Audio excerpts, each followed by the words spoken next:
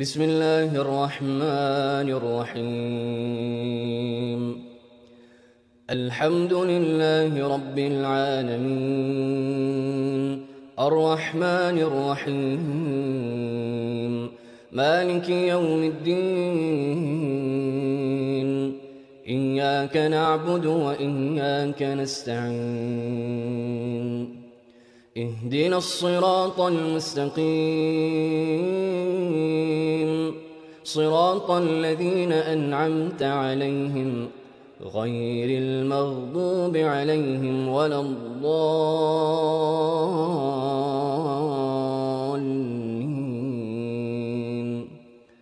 آمين. بسم الله الرحمن الرحيم. ألف لام ميم. ذلك الكتاب لا ريب فيه هدى للمتقين الذين يؤمنون بالغيب ويقيمون الصلاة ومما رزقناهم ينفقون والذين يؤمنون بما أنزل إليك وما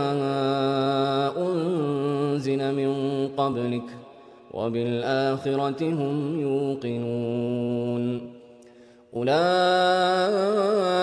على هدى من ربهم وأولئك هم المفلحون. إن الذين كفروا سواء عليهم أأنذرتهم أم لم تنذرهم لا يؤمنون. ختم الله على قلوبهم وعلى سمعهم وعلى أبصارهم غشاوة ولهم عذاب عظيم. ومن الناس من يقول آمنا بالله وباليوم الآخر وما هم بمؤمنين. يخادعون الله والذين آمنوا وما يخدعون إلا أنفسهم وما يشعرون. في قلوبهم مرض فزادهم الله مرضا ولهم عذاب أليم بما كانوا يكذبون. وإذا قيل لهم لا تفسدوا في الأرض قالوا إنما نحن مصلحون. ألا إنهم هم المفسدون ولكن لا يشعرون. وإذا قيل لهم آمنوا كما آمن الناس قالوا أنؤمن كما آمن السفهاء. ألا إنهم هم السفهاء ولكن لا يعلمون. وإذا لقوا الذين آمنوا قالوا آمنا وإذا خلوا إلى شياطينهم قالوا إنا معكم إنما نحن مستهزئون. الله يستهزئ بهم ويمدهم في طغيانهم يعمهون. أولئك الذين اشتروا الضلالة بالهدى فما ربحت تجارتهم وما كانوا مهتدين. مثلهم كمثل الذي استوقد نارا فلما أضاءت ما حوله ذهب الله بنورهم وتركهم في ظلمات لا يبصرون. صم بكم عمي فهم لا يرجعون. أو كصيب من السماء فيه ظلمات ورعد وبرق يجعلون أصابعهم في آذانهم من الصواعق حذر الموت والله محيط بالكافرين. يكاد البرق يخطف أبصارهم كلما أضاء لهم مشوا فيه وإذا أظلم عليهم قاموا ولو شاء الله لذهب بسمعهم وأبصارهم إن الله على كل شيء قدير. يا أيها الناس اعبدوا ربكم الذي خلقكم والذين من قبلكم لعلكم تتقون الذي جعل لكم الأرض فراشا والسماء بناء وأنزل من السماء ماء فأخرج به من الثمرات رزقا لكم فلا تجعلوا لله أندادا وأنتم تعلمون. وإن كنتم في ريب مما نزلنا على عبدنا فأتوا بسورة من مثله وادعوا شهداءكم من دون الله إن كنتم صادقين فإن لم تفعلوا ولن تفعلوا فاتقوا النار التي وقودها الناس والحجارة أعدت للكافرين. وبشر الذين آمنوا وعملوا الصالحات أن لهم جنات تجري من تحتها الأنهار كلما رزقوا منها من ثمرة رزقا قالوا هذا الذي رزقنا من قبل وأتوا به متشابها ولهم فيها أزواج مطهرة وهم فيها خالدون. إن الله لا يستحيي أن يضرب مثلا ما بعوضة فما فوقها فأما الذين آمنوا فيعلمون أنه الحق من ربهم وأما الذين كفروا فيقولون ماذا أراد الله بهذا مثلا يضل به كثيرا ويهدي به كثيرا وما يضل به إلا الفاسقين الذين ينقضون عهد الله من بعد ميثاقه ويقطعون ما أمر الله به أن يوصل ويفسدون في الأرض أولئك هم الخاسرون. كيف تكفرون بالله وكنتم أمواتا فأحياكم ثم يميتكم ثم يحييكم ثم إليه ترجعون. هو الذي خلق لكم ما في الأرض جميعا ثم استوى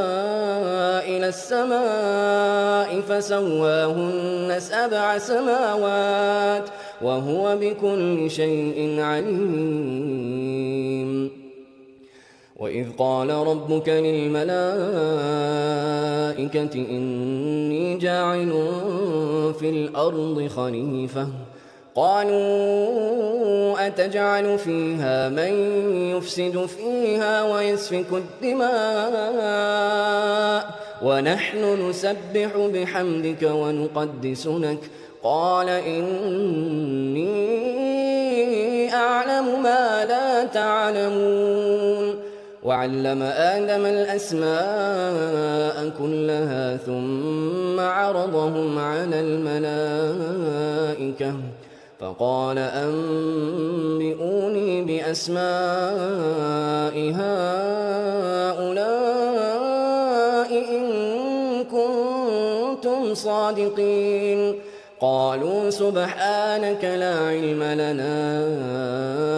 إلا ما علمتنا إنك أنت العليم الحكيم قال يا آدم أنبئهم بأسمائهم فلما أنبأهم بأسمائهم قال ألم أقل لكم إني أعلم غيب السماوات والأرض وأعلم ما تبدون وما كنتم تكتمون وإذ قلنا للملائكة اسجدوا لآدم فسجدوا إلا إبليس أبى واستكبر وكان من الكافرين وقلنا يا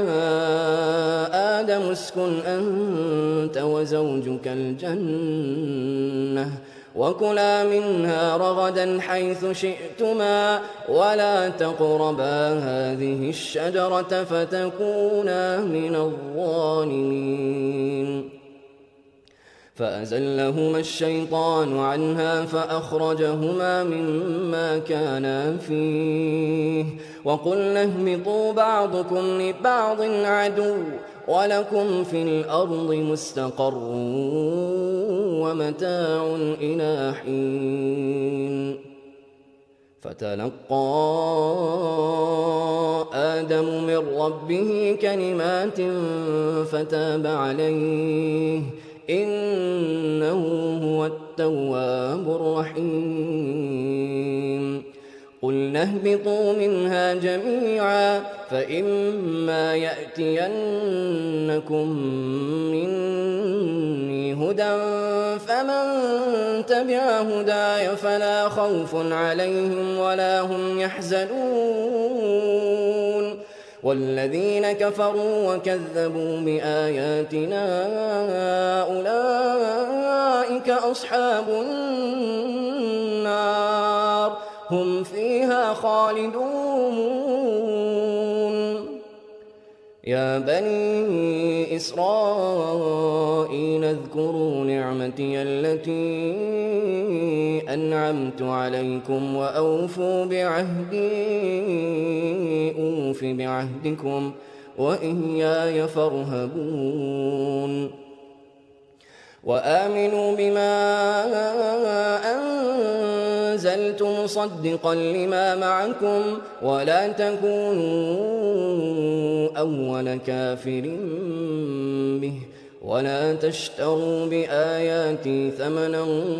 قليلا وإياي فاتقون ولا تلبسوا الحق بالباطل وتكتموا الحق وأنتم تعلمون وأقيموا الصلاة وآتوا الزكاة واركعوا مع الراكعين أتأمرون الناس بالبر وتنسون أنفسكم وأنتم تتلون الكتاب أفلا تعقلون واستعينوا بالصبر والصلاة وإنها لكبيرة إلا على الخاشعين الذين يظنون أنهم ملاقو ربهم وأنهم إليه راجعون يا بني إسرائيل اذكروا نعمتي التي أنعمت عليكم وأني فضلتكم على العالمين واتقوا يوما لا تجزي نفس عن نفس شيئا ولا يقبل منها شفاعة ولا يؤخذ منها عدل ولا هم ينصرون وإذ نجيناكم من آل فرعون يسومونكم سوء العذاب يذبحون أبناءكم ويستحيون نساءكم وفي ذلكم بلاء من ربكم عظيم. وإذ فرقنا بكم البحر فأنجيناكم وأغرقنا آل فرعون وأنتم تنظرون. وإذ واعدنا موسى 40 ليلة ثم اتخذتم العجل من بعده وأنتم ظالمون ثم عفونا عنكم من بعد ذلك لعلكم تشكرون. وإذ آتينا موسى الكتاب والفرقان لعلكم تهتدون. وإذ قال موسى لقومه يا قوم إنكم ظلمتم أنفسكم باتخاذكم العجل فتوبوا إلى بارئكم فاقتلوا أنفسكم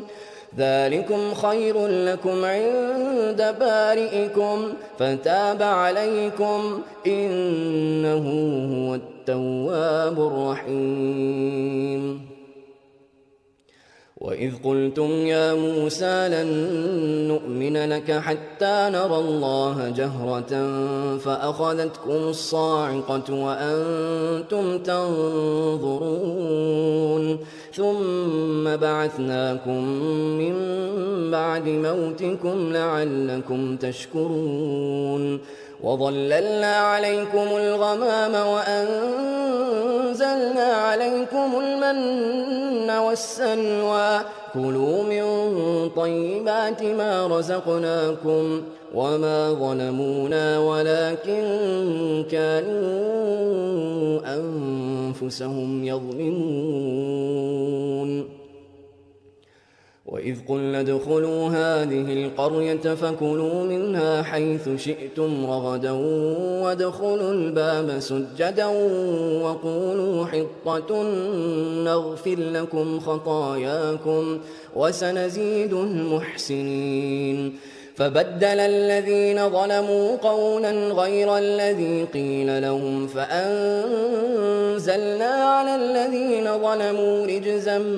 من السماء بما كانوا يفسقون. وإذ استسقى موسى لقومه فقلنا اضرب بعصاك الحجر فانفجرت منه 12 عينا قد علم كل أناس مشربهم كلوا واشربوا من رزق الله ولا تعثوا في الأرض مفسدين. وإذ قلتم يا موسى لن نصبر على طعام واحد فادع لنا ربك يخرج لنا مما تنبت الأرض من بقلها وقثائها وفومها وعدسها وبصلها قال أتستبدلون الذي هو أدنى بالذي هو خير اهبطوا مصرا فإن لكم ما سألتم وضربت عليهم الذلة والمسكنة وباءوا بغضب من الله ذلك بأنهم كانوا يكفرون بآيات الله ويقتلون النبيين بغير الحق ذلك بما عصوا وكانوا يعتدون. إن الذين آمنوا والذين هادوا والنصارى والصابئين من آمن بالله واليوم الآخر وعمل صالحا فلهم أجرهم عند ربهم ولا خوف عليهم ولا هم يحزنون. وإذ أخذنا ميثاقكم ورفعنا فوقكم الطور خذوا ما آتيناكم بقوة واذكروا ما فيه لعلكم تتقون ثم توليتم من بعد ذلك فلولا فضل الله عليكم ورحمته لكنتم من الخاسرين ولقد علمتم الذين اعتدوا منكم في السبت فقلنا لهم كونوا قردة خاسئين فجعلناها نكالا لما بين يديها وما خلفها وموعظة للمتقين وإذ قال موسى لقومه إن الله يأمركم أن تذبحوا بقرة قالوا أتتخذنا هزوا قال أعوذ بالله أن أكون من الجاهلين قالوا ادع لنا ربك يبين لنا ما هي قال إنه يقول إنها بقرة لا فارض ولا بكر عوان بين ذلك فافعلوا ما تؤمرون قالوا ادع لنا ربك يبين لنا ما لونها قال إنه يقول إنها بقرة صفراء فأقع لونها تسر الناظرين قالوا ادع لنا ربك يبين لنا ما هي إن البقرة شابه علينا وإنا إن شاء الله لمهتدون قال إنه يقول إنها بقرة لا ذلول تثير الأرض ولا تسقي الحرث مسلمة لا شية فيها قالوا الآن جئت بالحق فذبحوها وما كانوا يفعلون وإذ قتلتم نفسا فادارأتم فيها والله مخرج ما كنتم تكتمون فقلنا اضربوه ببعضها كذلك يحيي الله الموتى ويريكم آياته لعلكم تعقلون ثم قست قلوبكم من بعد ذلك فهي كالحجارة أو أشد قسوة وإن من الحجارة لما يتفجر منه الأنهار وإن منها لما يشقق فيخرج منه الماء وإن منها لما يهبط من خشية الله وما الله بغافل عما تعملون أفتطمعون أن يؤمنوا لكم وقد كان فريق منهم يسمعون كلام الله ثم يحرفونه من بعد ما عقلوه وهم يعلمون وإذا لقوا الذين آمنوا قالوا آمنا وإذا خلا بعضهم إلى بعض قالوا أتحدثونهم بما فتح الله عليكم ليحاجوكم به عند ربكم أفلا تعقلون أولا يعلمون أن الله يعلم ما يسرون وما يعلنون ومنهم أميون لا يعلمون الكتاب إلا أماني وإن هم إلا يظنون فويل للذين يكتبون الكتاب بأيديهم ثم يقولون هذا من عند الله ليشتروا به ثمنا قليلا فويل لهم مما كتبت أيديهم وويل لهم مما يكسبون. وقالوا لن تمسنا النار إلا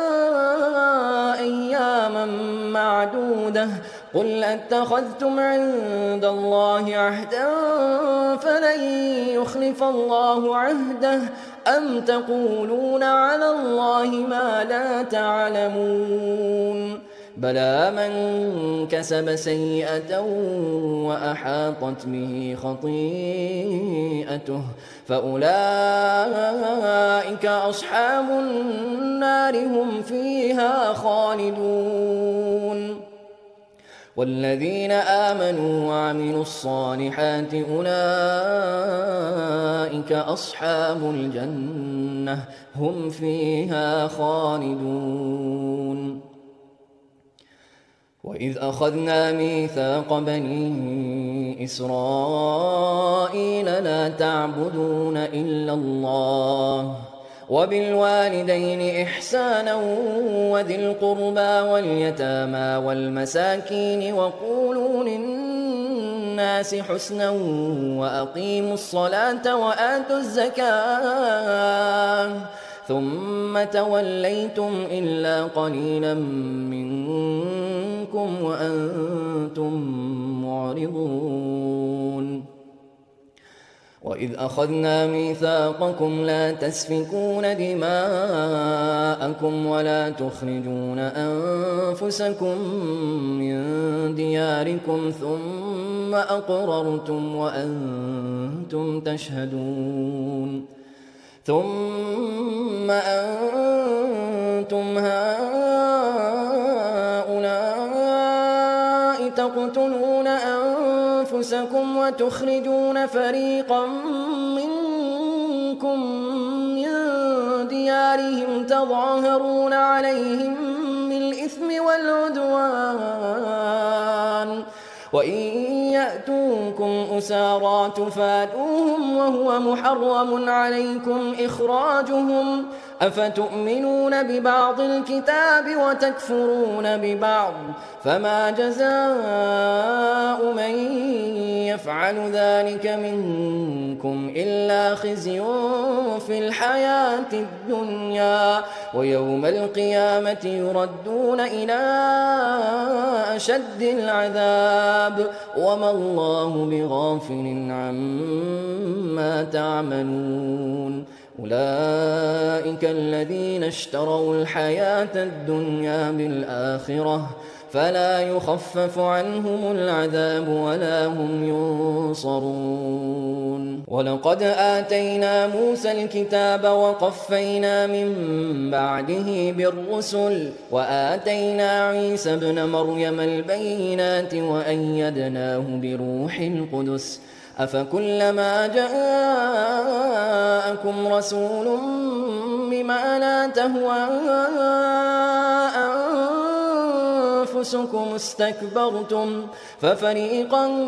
كذبتم وفريقا تقتلون. وقالوا قلوبنا غلف بل لعنهم الله بكفرهم فقليلا ما يؤمنون. ولما جاءهم كتاب من عند الله مصدق لما معهم وكانوا من قبل يستفتحون على الذين كفروا فلما جاءهم ما عرفوا كفروا به فلعنة الله على الكافرين. بئس ما اشتروا به أنفسهم أن يكفروا بما أنزل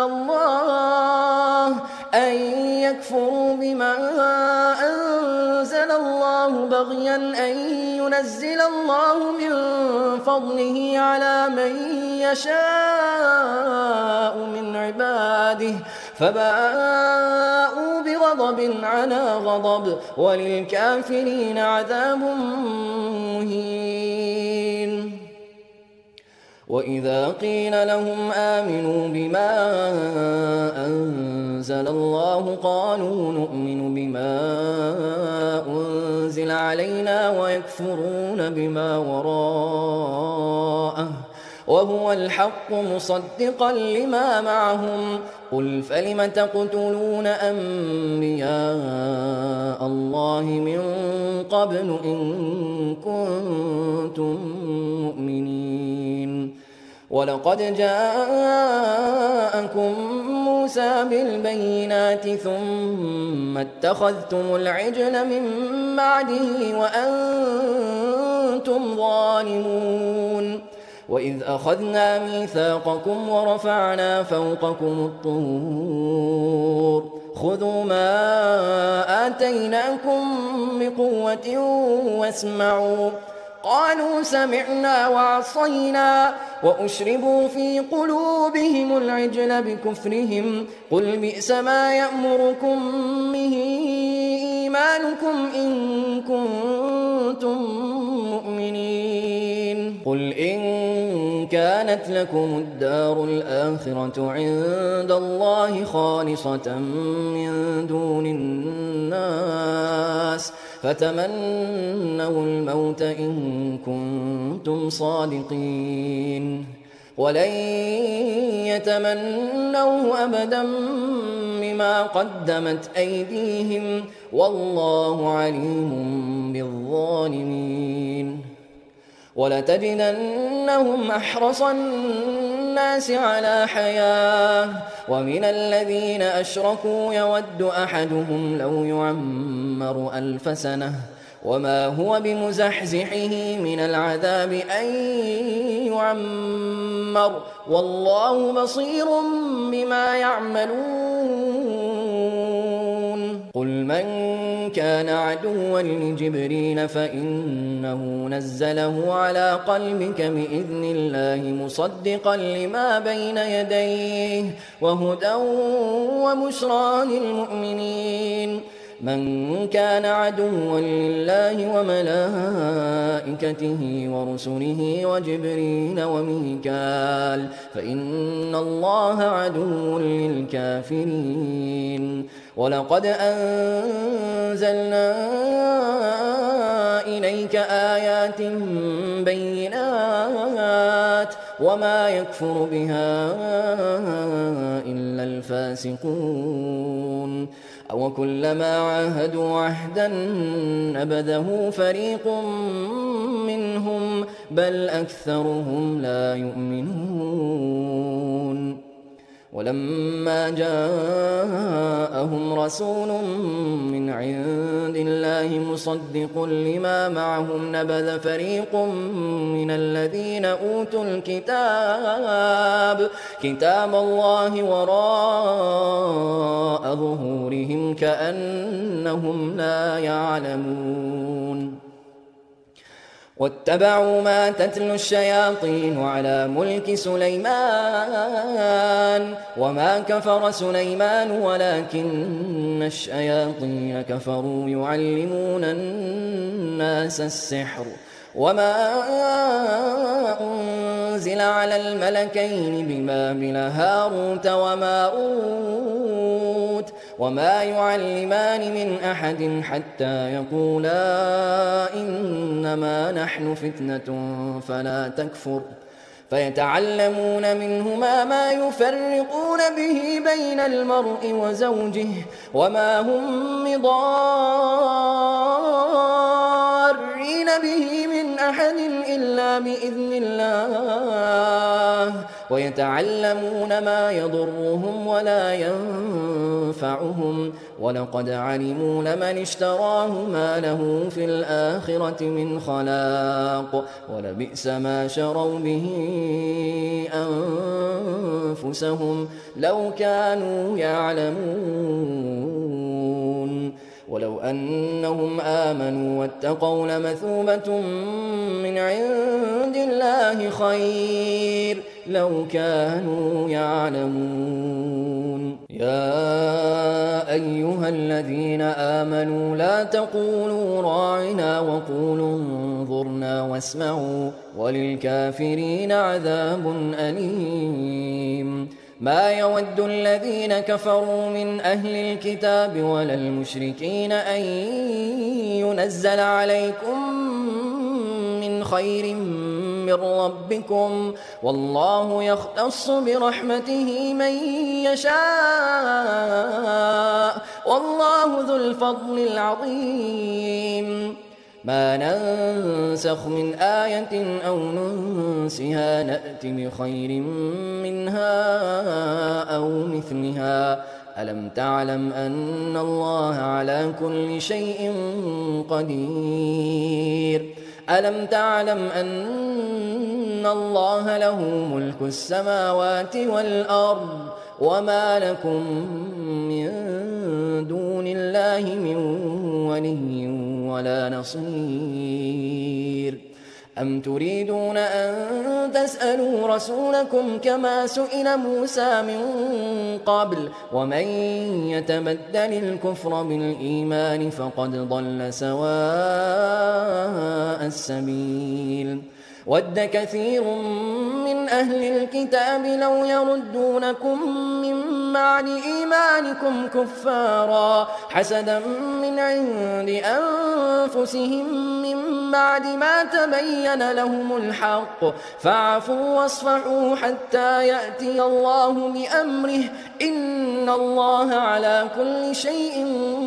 قدير وأقيموا الصلاة وآتوا الزكاة وما تقدموا لأنفسكم من خير تجدوه عند الله إن الله بما تعملون بصير وقالوا لن يدخل الجنة إلا من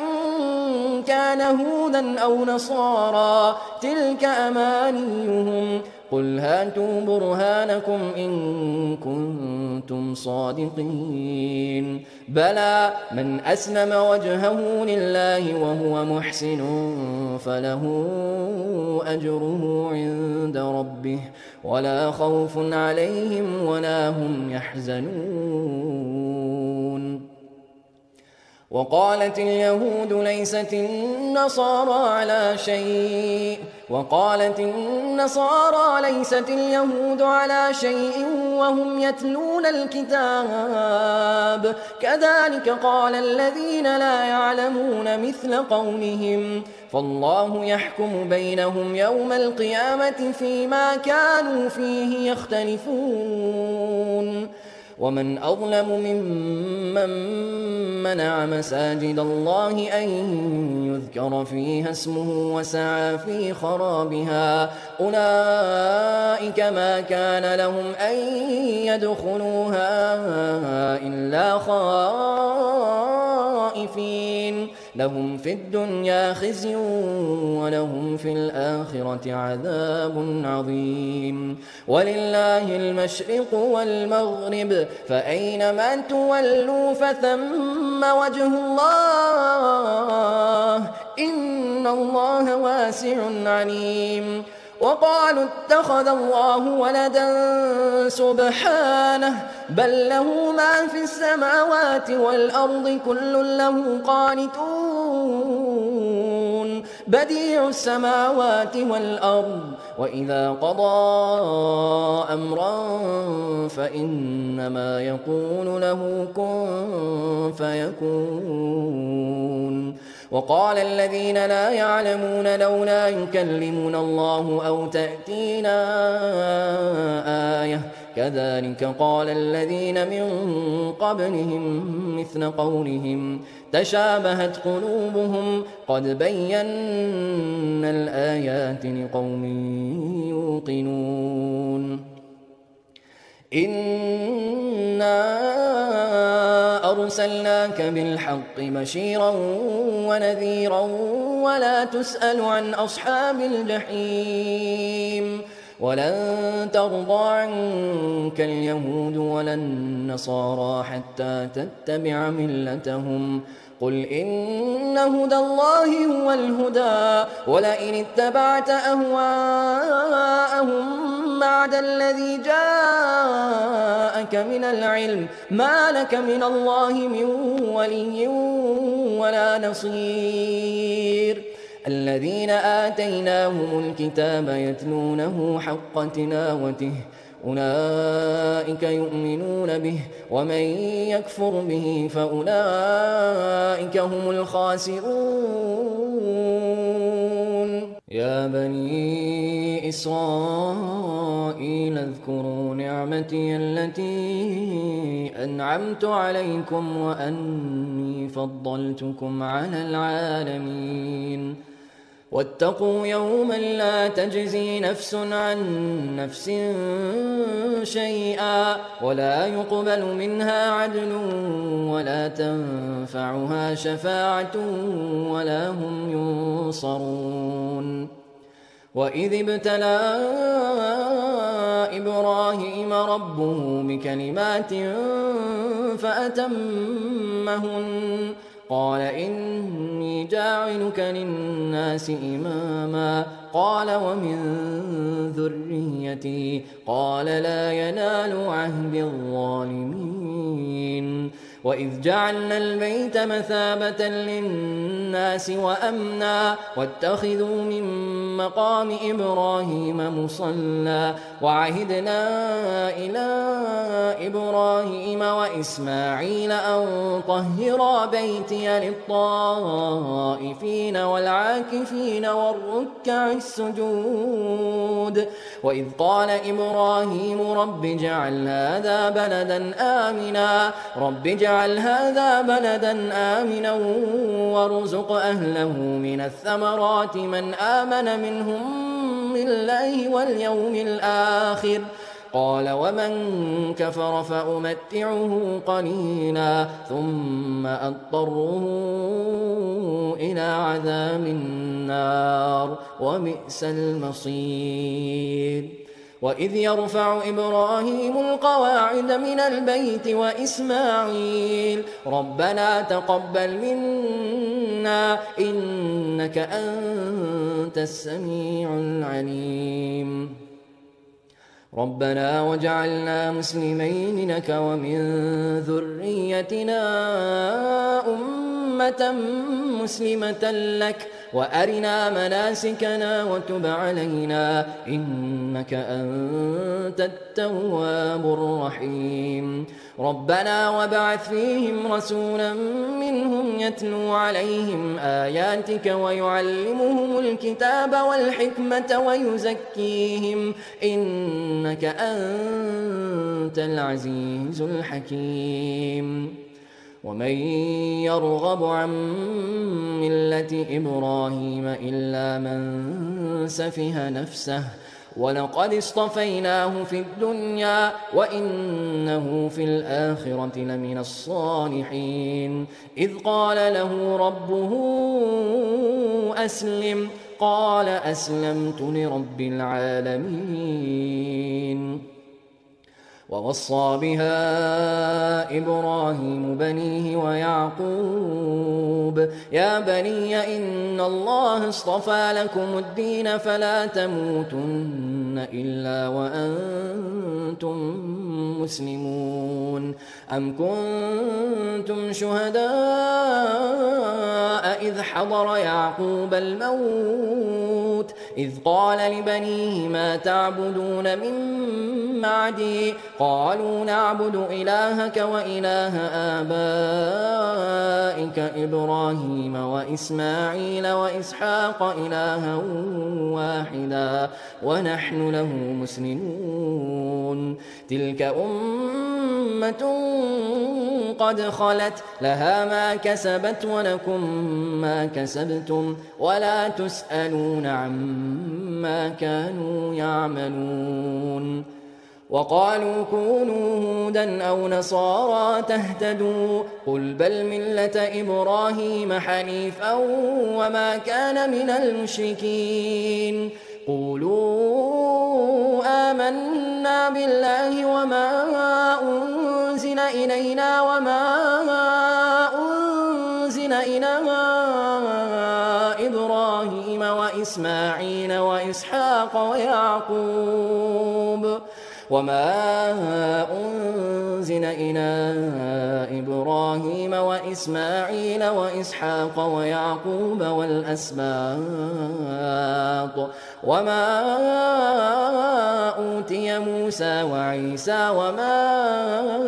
أوتي النبيون من ربهم لا نفرق بين أحد منهم ونحن له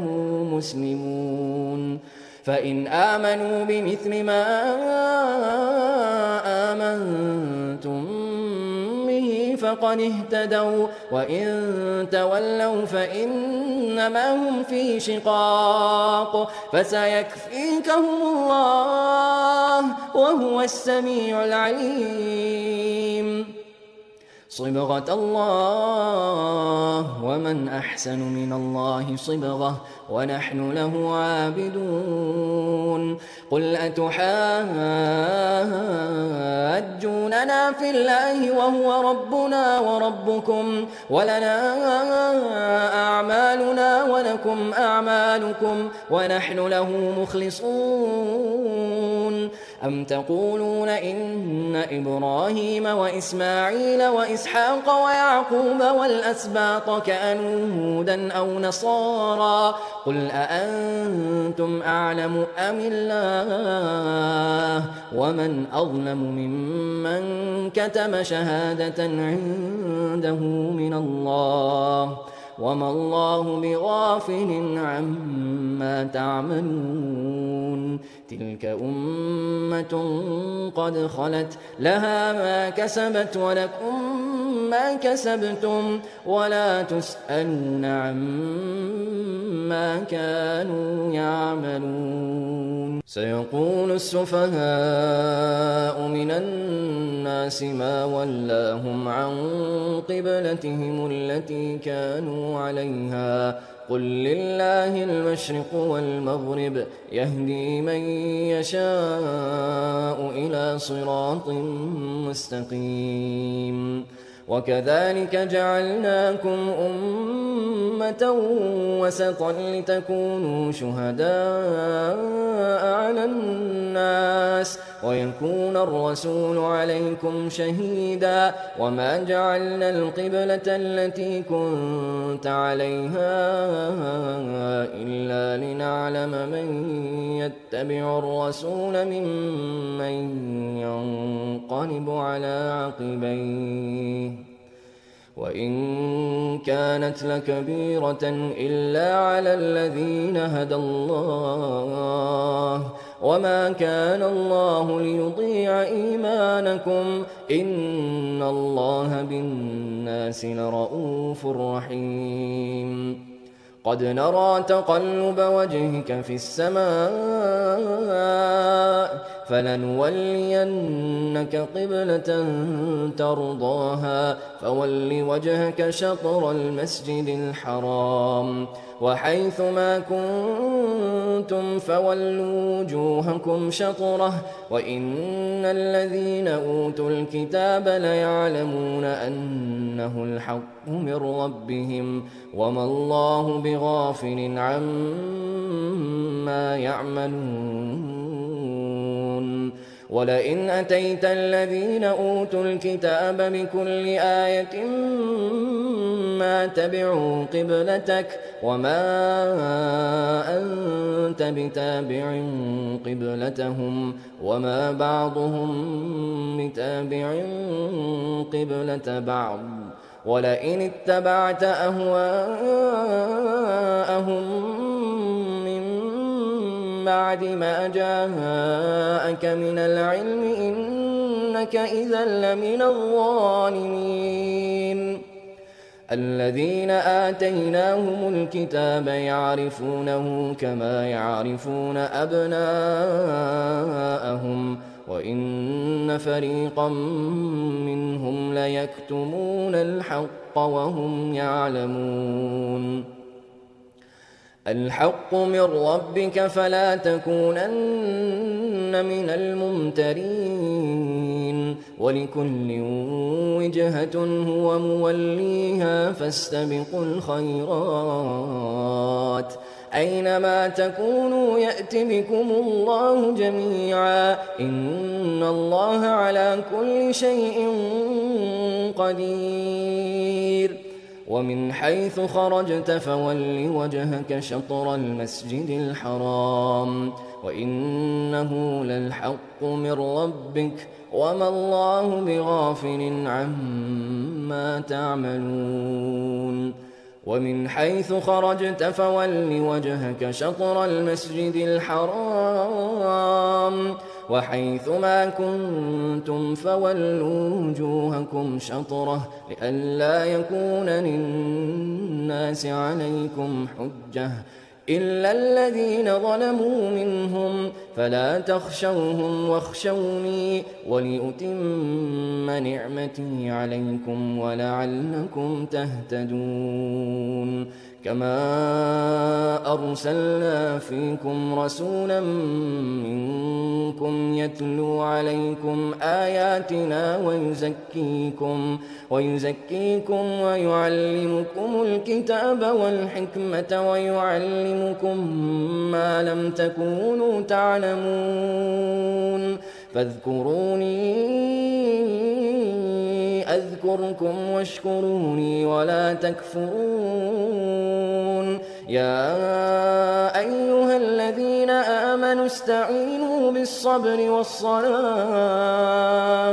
إن الله مع الصابرين ولا تقولوا لمن يقتل في سبيل الله أموات بل أحياء ولكن لا تشعرون ولنبلونكم بشيء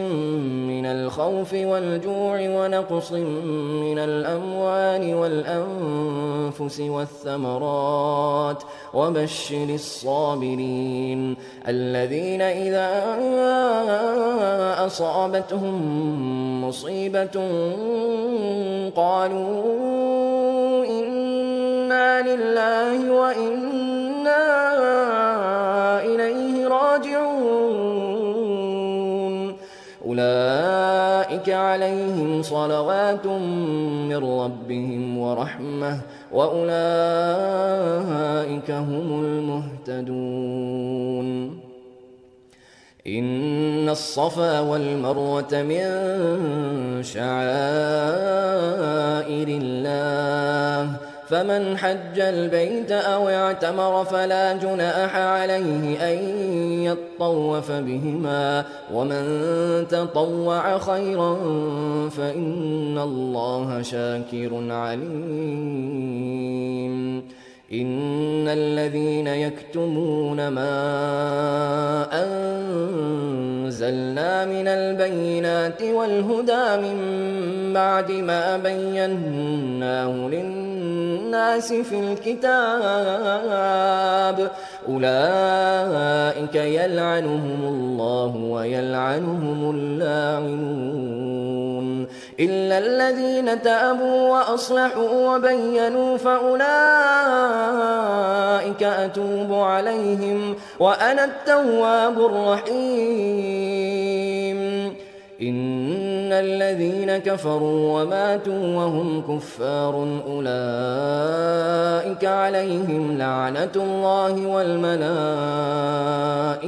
والناس أجمعين خالدين فيها لا يخفف عنهم العذاب ولا هم ينظرون وإلهكم إله واحد لا إله إلا هو الرحمن الرحيم إن في خلق السماوات والأرض واختلاف الليل والنهار والفلك التي تجري في البحر بما ينفع الناس وما أنزل الله من السماء من ماء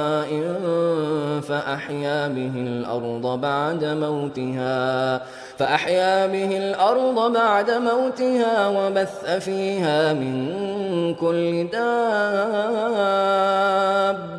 وتصريف الرياح والسحاب المسخر بين السماء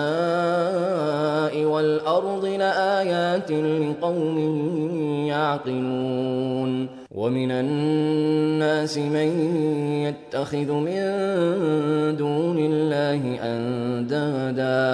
ومن الناس من يتخذ من دون الله أندادا يحبونهم كحب الله والذين آمنوا أشد حبا لله ولو يرى الذين ظلموا إذ يرون العذاب أن القوة لله جميعا وأن الله شديد العذاب إذ تبرأ الذين اتبعوا من الذين اتبعوا ورأوا العذاب وتقطعت بهم الأسباب وقال الذين اتبعوا لو أن لنا كرة فنتبرأ منهم كما تبرأوا منا كذلك يريهم الله أعمالهم حسرات عليهم وما هم بخارجين من النار يا أيها الناس كلوا مما في الأرض حلالا طيبا ولا تتبعوا خطوات الشيطان إنه لكم عدو مبين إنما يأمركم بالسوء والفحشاء وأن تقولوا على الله ما لا تعلمون وإذا قيل لهم اتبعوا ما أنزل الله قالوا بل نتبع ما ألفينا عليه آباءنا أولو كان آباؤهم لا يعقلون شيئا ولا يهتدون ومثل الذين كفروا كمثل الذي ينعق بما لا يسمع إلا دعاء ونداء صم بكم عمي فهم لا يعقلون يا أيها الذين آمنوا كلوا من طيبات ما رزقناكم واشكروا لله إن كنتم إياه تعبدون إنما حرم عليكم الميتة والدم ولحم الخنزير وما أهل به لغير الله فمن اضطر غير باغ ولا عاد فلا إثم عليه إن الله غفور رحيم إن الذين يكتمون ما أنزل الله من الكتاب ويشترون به ثمنا قليلا أولئك ما يأكلون في بطونهم إلا النار ولا يكلمهم الله يوم القيامة ولا يزكيهم ولهم عذاب أليم أولئك الذين اشتروا الضلالة بالهدى والعذاب بالمغفرة فما أصبرهم على النار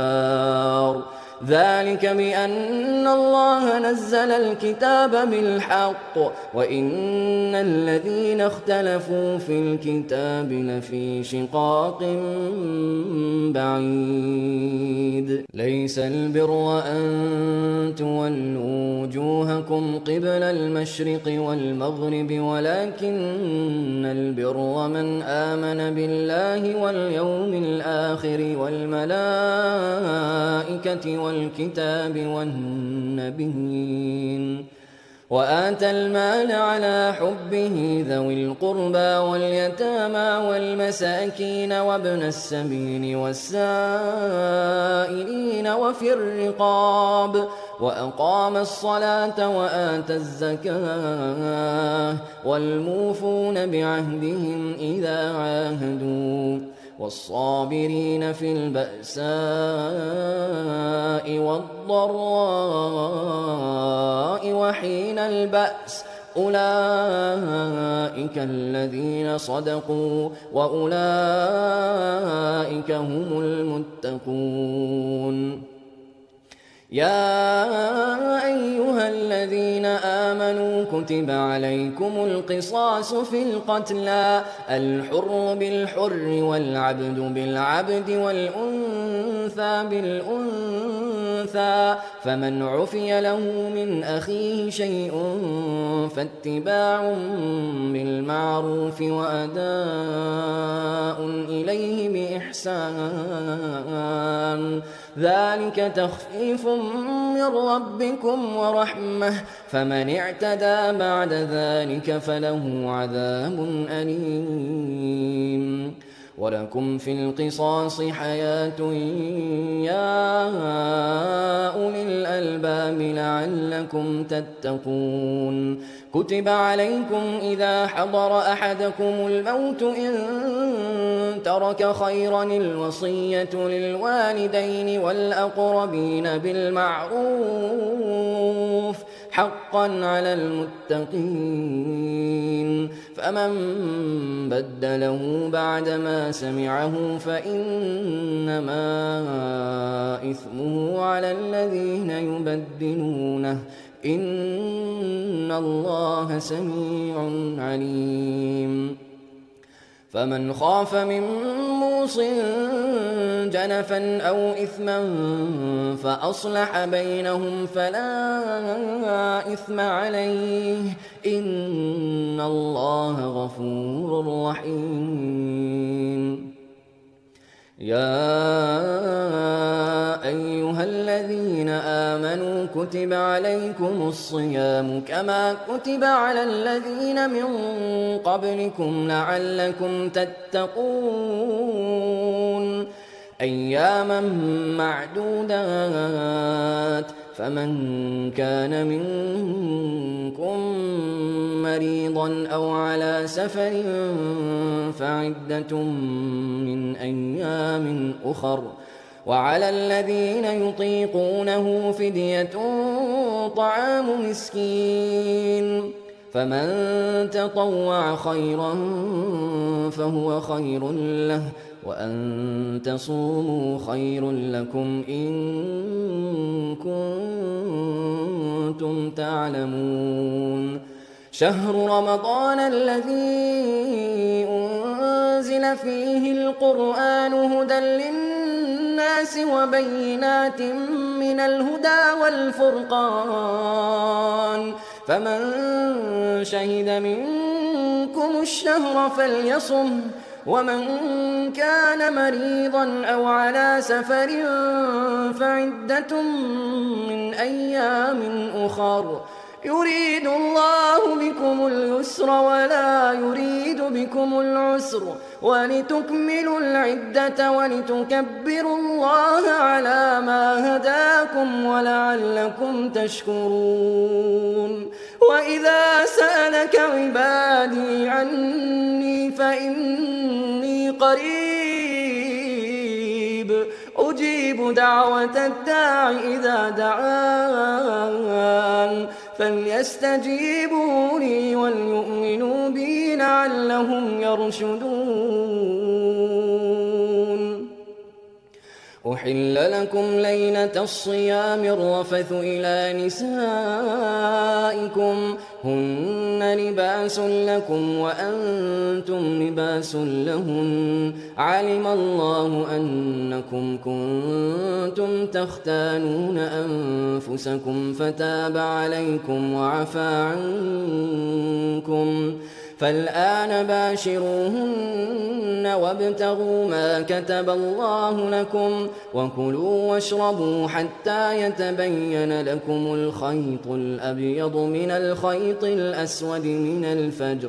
ثم أتموا الصيام إلى الليل ولا تباشروهن وأنتم عاكفون في المساجد تلك حدود الله فلا تقربوها كذلك يبين الله آياته للناس لعلهم يتقون ولا تأكلوا أموالكم بينكم بالباطل وتدلوا بها إلى الحكام لتأكلوا فريقا من أموال الناس بالإثم وأنتم تعلمون يسألونك عن الأهلة قل هي مواقيت للناس والحج وليس البر بأن تأتوا البيوت من ظهورها ولكن البر من اتقى وأتوا البيوت من أبوابها واتقوا الله لعلكم تفلحون وقاتلوا في سبيل الله الذين يقاتلونكم ولا تعتدوا إن الله لا يحب المعتدين وقتلوهم حيث ثقفتموهم وأخرجوهم من حيث أخرجوكم والفتنة أشد من القتل ولا تقاتلوهم عند المسجد الحرام حتى يقاتلوكم فيه فإن قاتلوكم فاقتلوهم كذلك جزاء الكافرين فإن انتهوا فإن الله غفور رحيم وقاتلوهم حتى لا تكون فتنة ويكون الدين لله فإن انتهوا فلا عدوان إلا على الظالمين الشهر الحرام بالشهر الحرام والحرمات قصاص فمن اعتدى عليكم فاعتدوا عليه بمثل ما اعتدى عليكم واتقوا الله واعلموا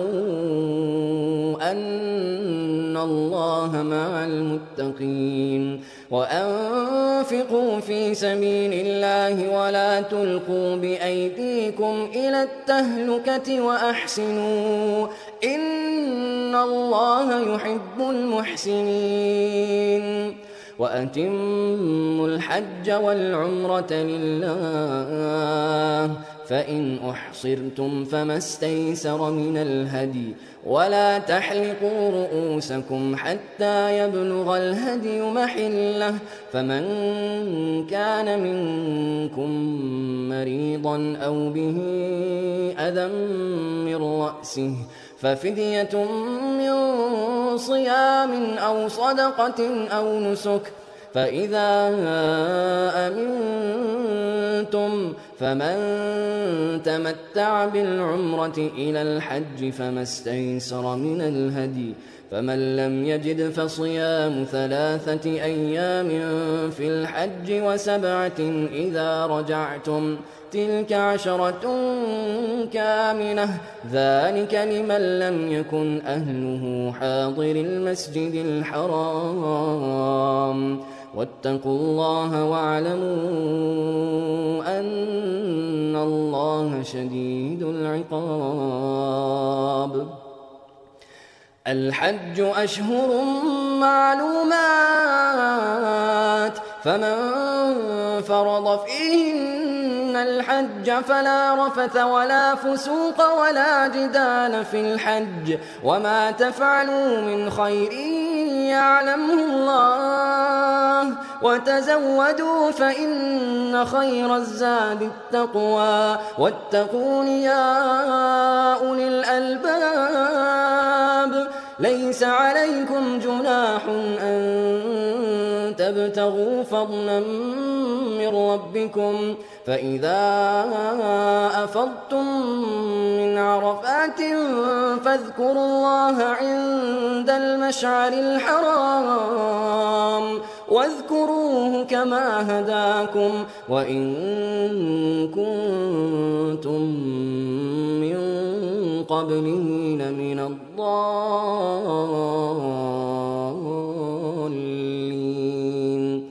ثم أفيضوا من حيث أفاض الناس واستغفروا الله إن الله غفور رحيم فإذا قضيتم مناسككم فاذكروا الله كذكركم آباءكم أو أشد ذكرا فمن الناس من يقول ربنا آتنا في الدنيا وما له في الآخرة من خلاق ومنهم من يقول ربنا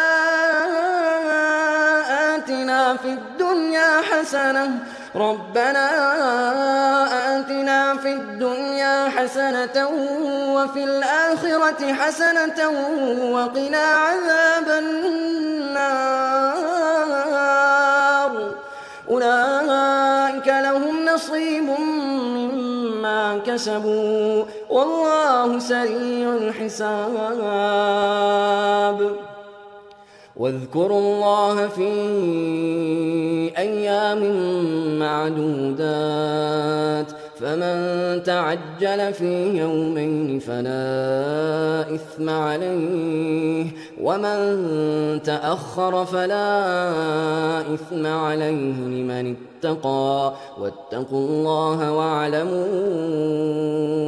أنكم إليه تحشرون ومن الناس من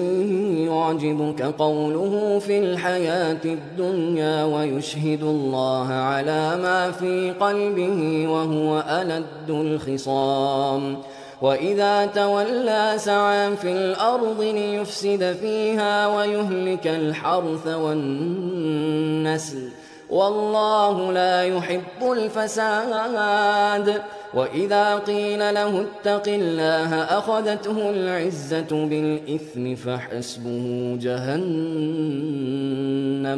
ولبئس المهاد ومن الناس من يشري نفسه ابتغاء مرضات الله والله رؤوف بالعباد يا أيها الذين آمنوا ادخلوا في السلم كافة ولا تتبعوا خطوات الشيطان إنه لكم عدو مبين فإن زللتم من بعد ما جاءتكم البينات فاعلموا أن الله عزيز حكيم هل ينظرون إلا أن يأتيهم الله في ظلل من الغمام والملائكة وقضي الأمر وإلى الله ترجع الأمور سل بني إسرائيل كم آتيناهم من آية بينة ومن يبدل نعمة الله من بعد ما جاءته فإن الله شديد العقاب زين للذين كفروا الحياة الدنيا ويسخرون من الذين آمنوا والذين اتقوا فوقهم يوم القيامة والله يرزق من يشاء بغير حساب كان الناس أمة واحدة فبعث الله النبيين مبشرين ومنذرين وأنزل معهم الكتاب بالحق ليحكم بين الناس فيما اختلفوا فيه وما اختلف فيه إلا الذين أوتوه من بعد ما جاءتهم البينات بغيا بينهم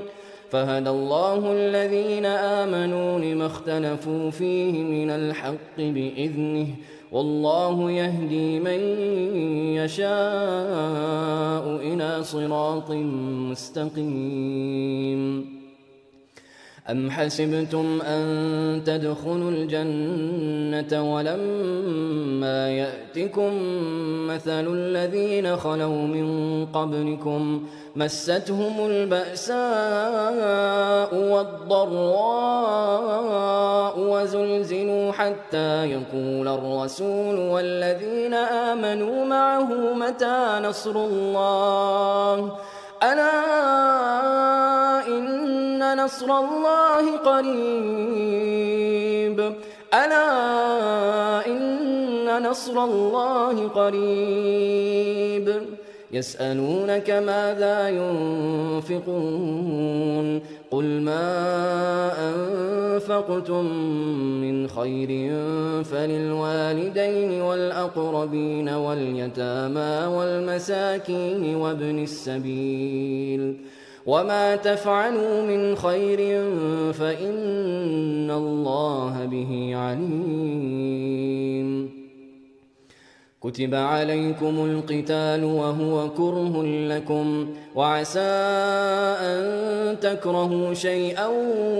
وهو خير لكم وعسى أن تحبوا شيئا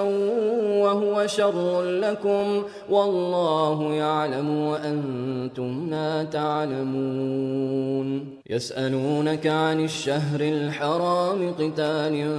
فيه قل قتال فيه كبير وصد عن سبيل الله وكفر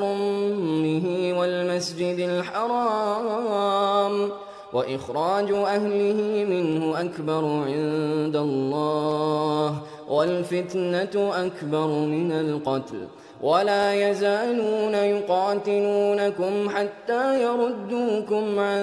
دينكم إن استطاعوا ومن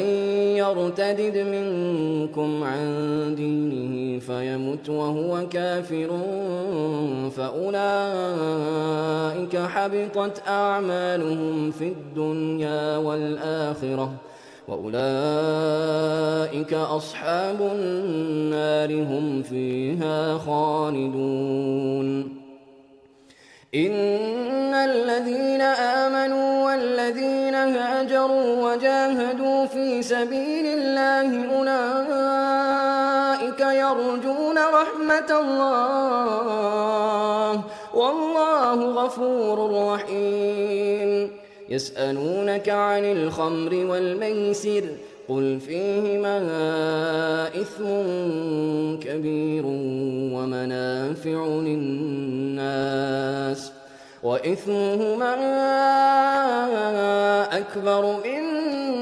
نفعهما ويسألونك ماذا ينفقون قل العفو كذلك يبين الله لكم الآيات لعلكم تتفكرون في الدنيا والآخرة ويسألونك عن اليتامى قل إصلاح لهم خير وإن تخالطوهم فإخوانكم والله يعلم المفسد من المصلح ولو شاء الله لأعنتكم إن الله عزيز حكيم ولا تنكحوا المشركات حتى يؤمنوا ولأمة مؤمنة خير من مشركة ولو أعجبتكم ولا تنكحوا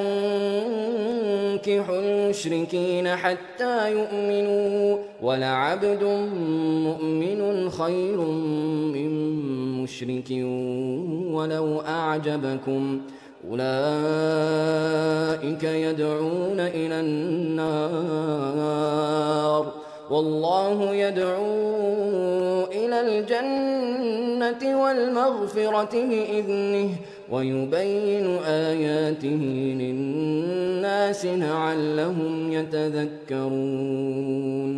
ويسألونك عن المحيض قل هو أذى فاعتزلوا النساء في المحيض ولا تقربوهن حتى يطهرن فإذا تطهرن فأتوهن من حيث أمركم الله إن الله يحب التوابين ويحب المتطهرين نساؤكم حرث لكم فأتوا حرثكم أنى شئتم وقدموا لأنفسكم واتقوا الله واعلموا أنكم ملاقوه وبشر المؤمنين ولا تجعلوا الله عرضة لأيمانكم أن تبروا وتتقوا وتصلحوا بين الناس والله سميع عليم لا يؤاخذكم الله باللغو في أيمانكم ولكن يؤاخذكم بما كسبت قلوبكم والله غفور حليم للذين يؤلون من نسائهم تربص 4 أشهر فإن فاءوا فإن الله غفور رحيم وإن عزموا الطلاق فإن الله سميع عليم والمطلقات يتربصن بأنفسهن 3 قروء ولا يحل لهن أن يكتمن ما خلق الله في أرحامهن إن كن يؤمن بالله واليوم الآخر وبعولتهن أحق بردهن في ذلك إن أرادوا إصلاحا ولهن مثل الذي عليهن بالمعروف وللرجال عليهن درجة والله عزيز حكيم الطلاق 2 فإمساك بمعروف أو تسريح بإحسان ولا يحل لكم أن تأخذوا مما آتيتموهن شيئا إلا أن يخافا ألا يقيما حدود الله فإن خفتم ألا يقيما حدود الله فلا جناح عليهما فيما افتدت به تلك حدود الله فلا تعتدوها ومن يتعد حدود الله فأولئك هم الظالمون فإن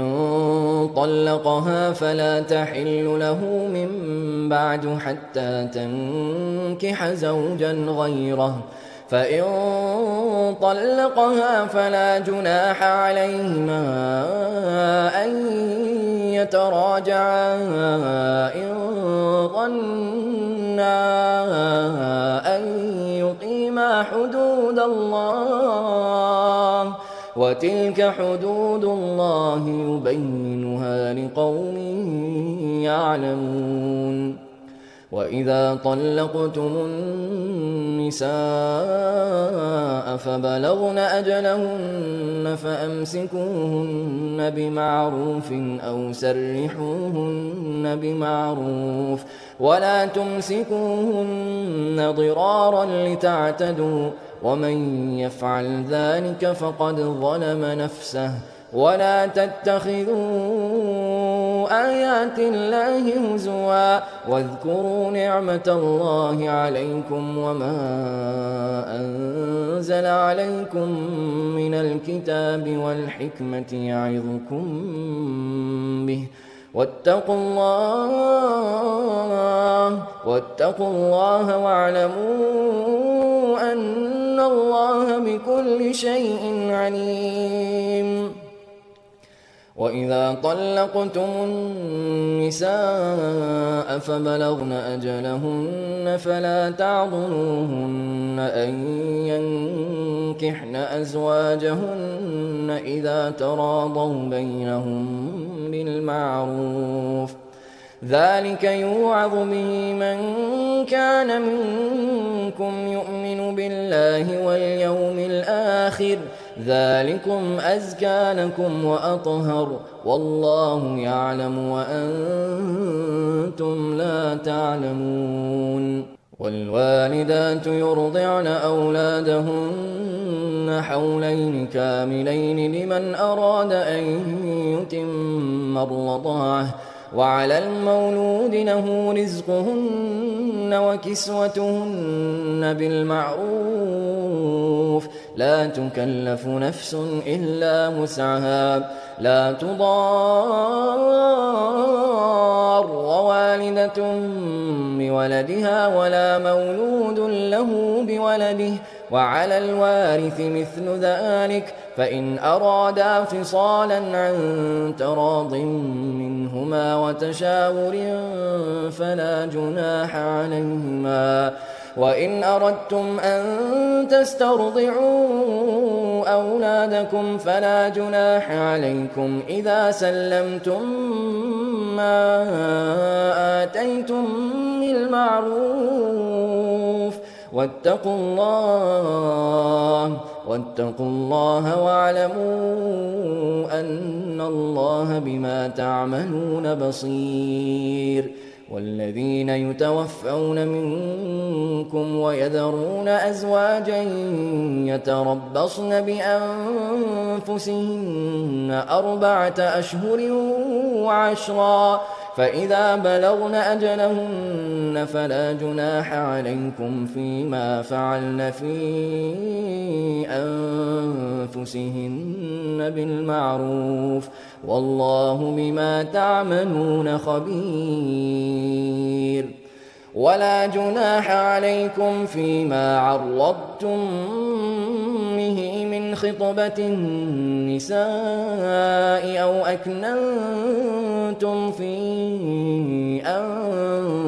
أنفسكم، علم الله أنكم ستذكرونهن ولكن لا تواعدوهن سرا إلا أن تقولوا قولا معروفا، ولا تعزموا عقدة النكاح حتى يبلغ الكتاب أجله، واعلموا أن الله يعلم ما في أنفسكم فاحذروه، واعلموا أن الله غفور حليم. لا جناح عليكم إن طلقتم النساء ما لم تمسوهن أو تفرضوا لهن فريضة، ومتعوهن على الموسع قدره وعلى المقتر قدره متاعا بالمعروف حقا على المحسنين. وإن طلقتموهن من قبل أن تمسوهن وقد فرضتم لهن فريضة فنصف ما فرضتم إلا أن يعفون أو يعفو الذي بيده عقدة النكاح، وأن تعفوا أقرب للتقوى، ولا تنسوا الفضل بينكم إن الله بما تعملون بصير. حافظوا على الصلوات والصلاة الوسطى وقوموا لله قانتين فإن خفتم فرجالا أو ركبانا فإذا أمنتم فاذكروا الله كما علمكم ما لم تكونوا تعلمون والذين يتوفون منكم ويذرون أزواجا وصية لأزواجهم متاعا إلى الحول غير إخراج فإن خرجن فلا جناح عليكم فيما فعلن في أنفسهن من معروف والله عزيز حكيم وللمطلقات متاع بالمعروف حقا على المتقين كذلك يبين الله لكم آياته لعلكم تعقلون ألم تر إلى الذين خرجوا من ديارهم وهم ألوف حذر الموت فقال لهم الله موتوا ثم أحياهم إن الله لذو فضل على الناس ولكن أكثر الناس لا يشكرون وقاتلوا في سبيل الله واعلموا أن الله سميع عليم من ذا الذي يقرض الله قرضا حسنا فيضاعفه له أضعافا كثيرة والله يقبض ويبسط وإليه ترجعون ألم تر إلى الملأ من بني إسرائيل من بعد موسى إذ قالوا لنبي له مبعث لنا ملكا نقاتل في سبيل الله قال هل عسيتم إن كتب عليكم القتال ألا تقاتلوا قالوا وما لنا ألا نقاتل في سبيل الله وقد أخرجنا من ديارنا وأبنائنا فلما كتب عليهم القتال تولوا إلا قليلا منهم والله عليم بالظالمين وقال لهم نبيهم إن الله قد بعث لكم طالوت ملكا قالوا أنى يكون له الملك علينا ونحن أحق بالملك منه ولم يؤت سعة من المال قال إن الله اصطفاه عليكم وزاده بسطة في العلم والجسم والله يؤتي ملكه من يشاء والله واسع عليم وقال لهم نبيهم إن آية ملكه أن يأتيكم التابوت فيه سكينة من ربكم وبقية مما ترك آل موسى وآل هارون تحمله الملائكة إن في ذلك لآية لكم إن كنتم مؤمنين فلما فصل طالوت بالجنود قال إن الله مبتليكم بنهر فمن شرب منه فليس مني ومن لم يطعمه فإنه مني إلا من اغترف غرفة بيده فشربوا منه إلا قليلا منهم فلما جاوزه هو والذين آمنوا معه قالوا لا طاقة لنا اليوم بجالوت وجنوده قال الذين يظنون أنهم ملاقو الله كم من فئة قليلة غلبت فئة كثيرة بإذن الله والله مع الصابرين. ولما برزوا لجالوت وجنوده قالوا ربنا أفرغ علينا صبرا وثبت أقدامنا وانصرنا على القوم الكافرين فهزموهم بإذن الله وقتل داود جالوت وآتاه الله الملك والحكمة وعلمه مما يشاء ولولا دفع الله الناس بعضهم ببعض لفسدت الأرض ولكن الله ذو فضل على العالمين. تلك آيات الله نتلوها عليك بالحق وإنك لمن المرسلين. تلك الرسل فضلنا بعضهم على بعض منهم من كلم الله ورفع بعضهم درجات وآتينا عيسى ابن مريم البينات وأيدناه بروح القدس ولو شاء الله ما اقتتل الذين من بعدهم من بعد ما جاءتهم البينات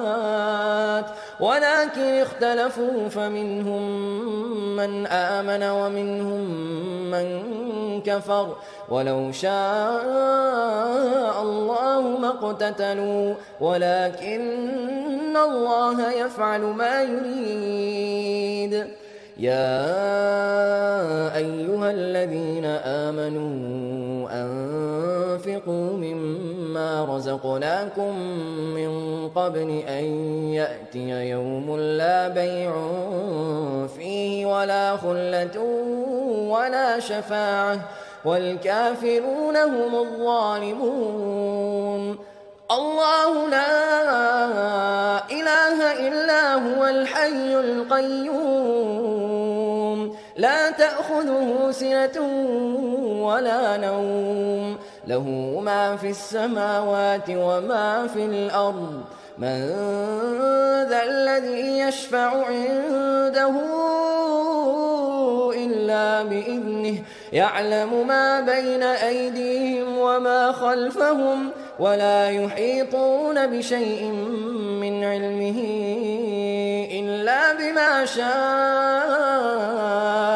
وسع كرسيه السماوات والأرض ولا يؤوده حفظهما وهو العلي العظيم. لا إكراه في الدين قد تبين الرشد من الغي فمن يكفر بالطاغوت ويؤمن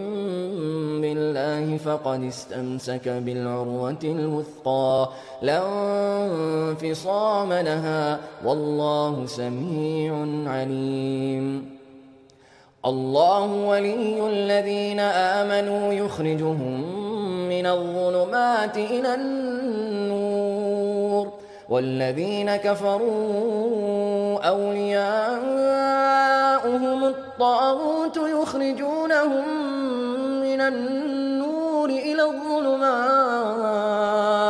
أولئك أصحاب النار هم فيها خالدون.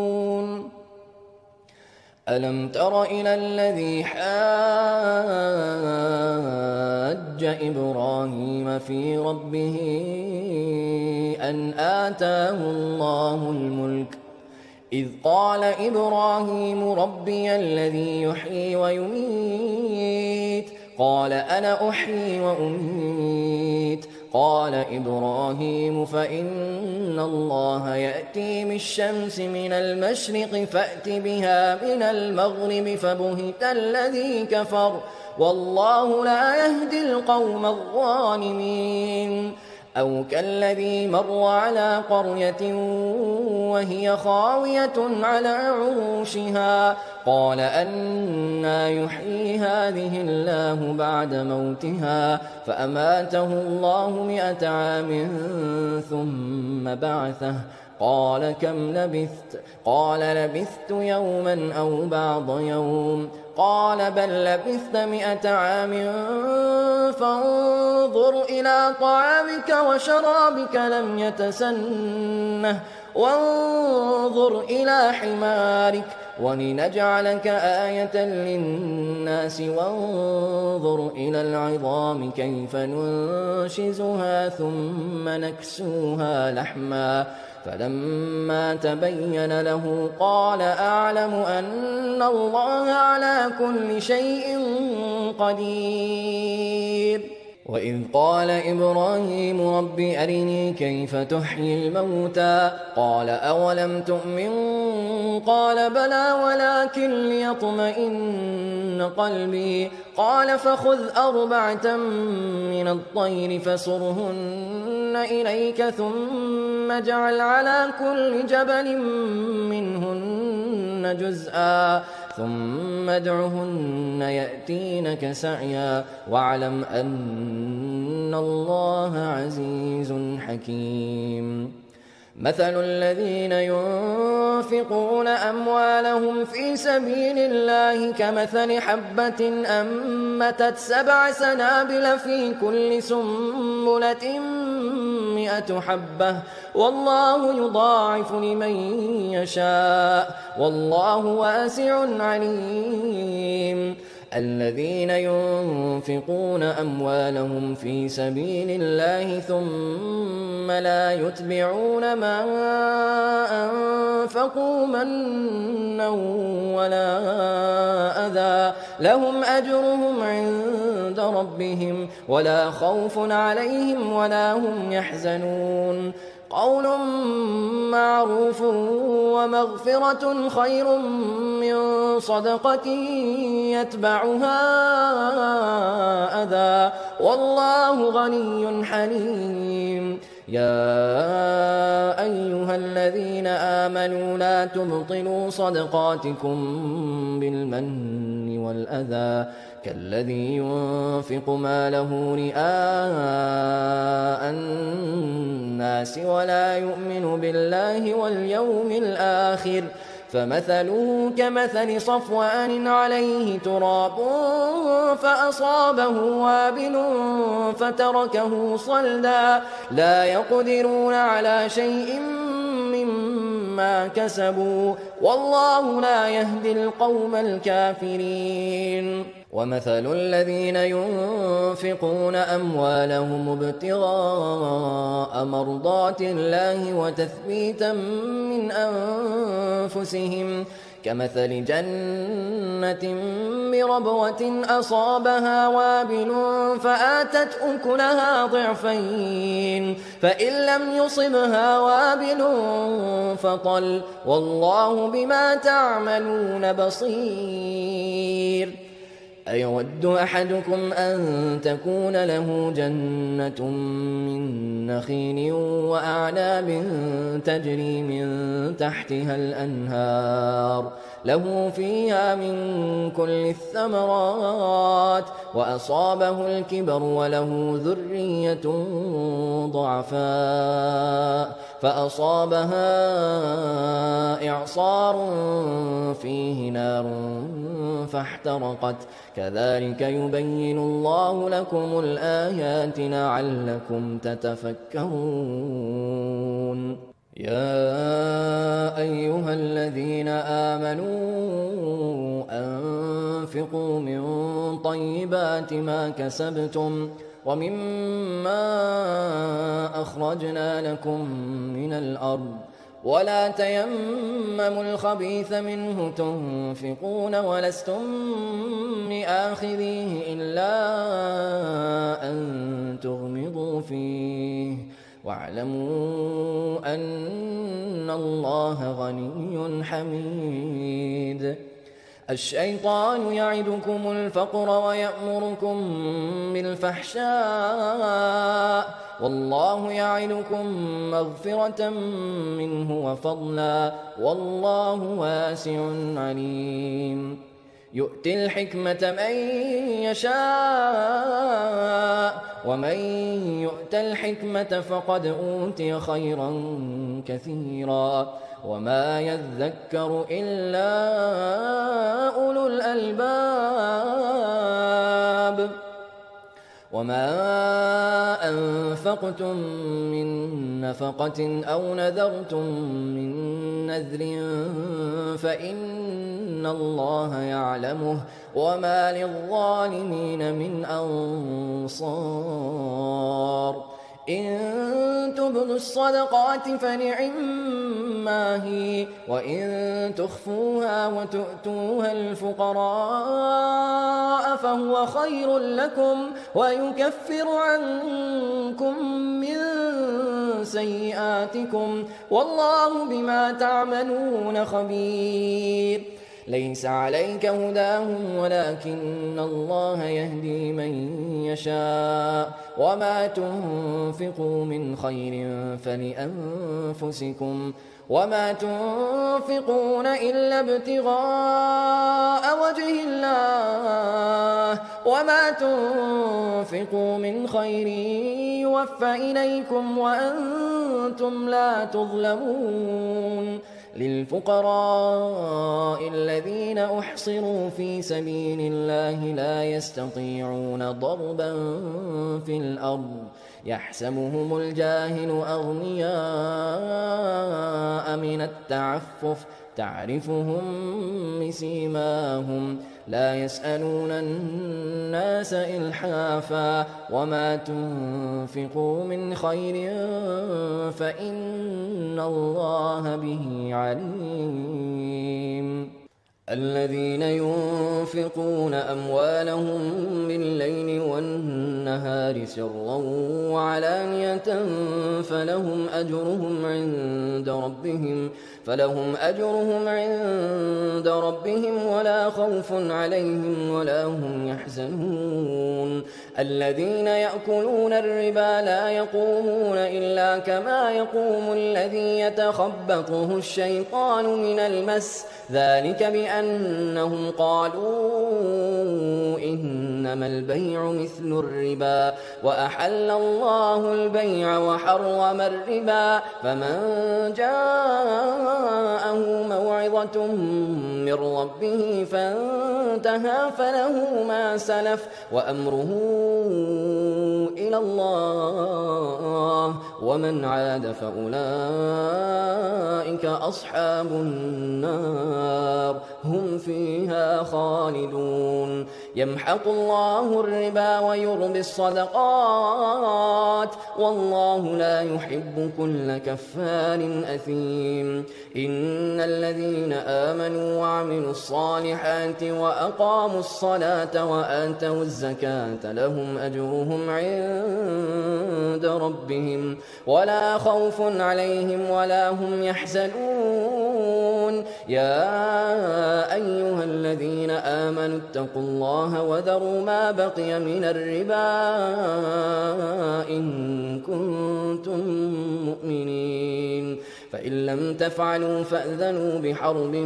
من الله ورسوله وإن تبتم فلكم رؤوس أموالكم لا تظلمون ولا تظلمون وإن كان ذو عسرة فنظرة إلى ميسرة وأن تصدقوا خير لكم إن كنتم تعلمون واتقوا يوما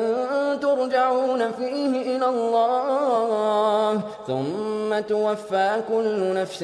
ما كسبت وهم لا يظلمون يا أيها الذين آمنوا إذا تداينتم بدين إلى أجل مسمى فاكتبوه وليكتب بينكم كاتب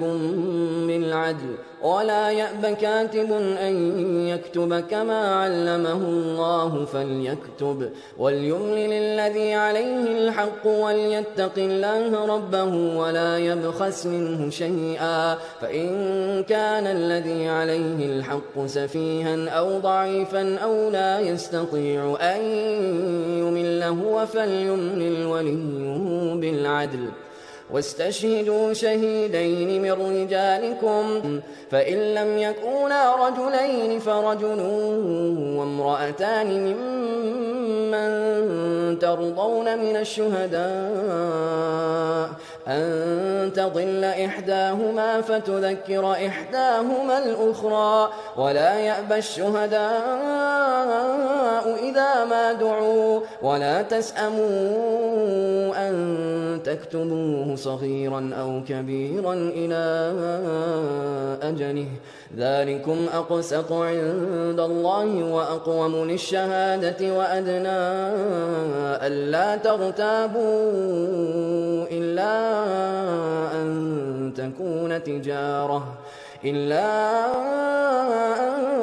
تكون تجارة حاضرة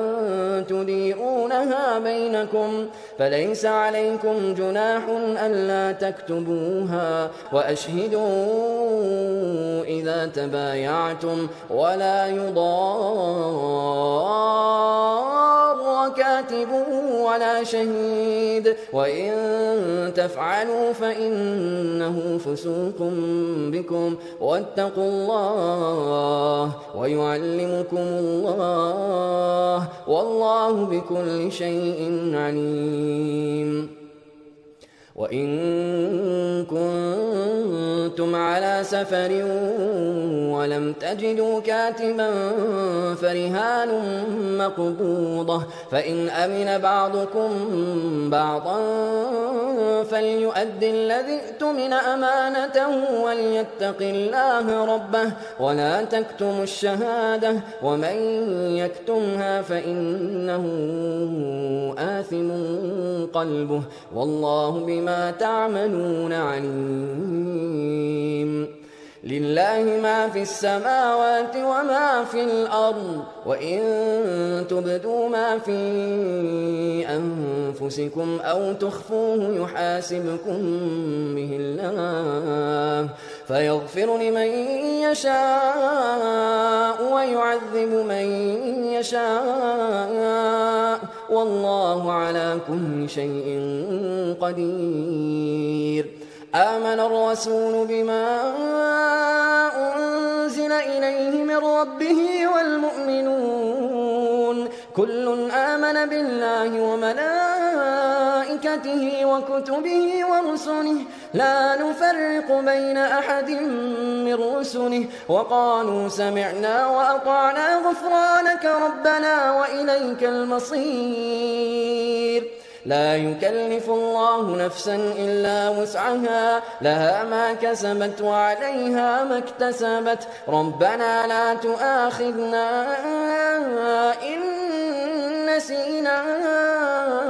أو أخطأنا ربنا ولا تحمل علينا إصرا كما حملته على الذين من قبلنا ربنا ولا تحملنا